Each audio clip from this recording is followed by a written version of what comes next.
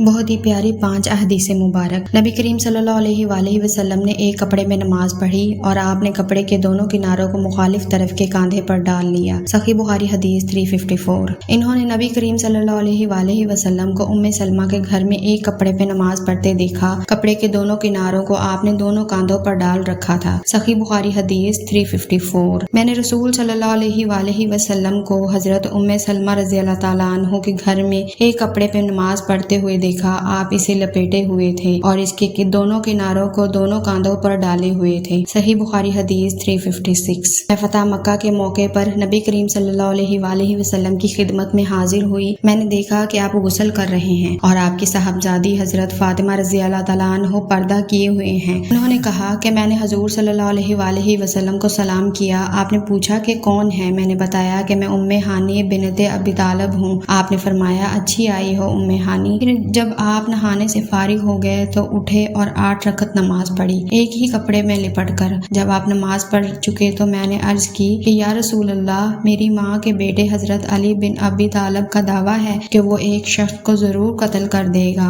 حالانکہ میں نے اسے پناہ دے رکھی ہے۔ یہ میرے خواوند حبیرہ کا فلاں بیٹا ہے۔ رسول کریم صلی اللہ علیہ وسلم نے فرمایا کہ ام ہانی، جسے تم نے پناہ دے دی، ہم نے بھی اسے پناہ دے دی۔ ام ہانی نے کہا یہ نماز چاشت تھی۔ صحیح بخاری حدیث نمبر 357۔ ایک پوچھنے والے نے رسول صلی اللہ علیہ وسلم سے ایک کپڑے پہ نماز پڑھنے کے متعلق پوچھا تو آپ صلی اللہ علیہ وسلم نے فرمایا کچھ برا نہیں، بھلا کیا تم سب میں ہر شخص کے پاس 2 کپڑے ہیں؟ صحیح بخاری حدیث نمبر 358۔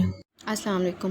اگر آپ کو میری حدیث ویڈیو اچھی لگی ہو تو پلیز میرے چینل کو سبسکرائب، لائک اینڈ شیئر لازمی کیجیے۔ جزاک اللہ۔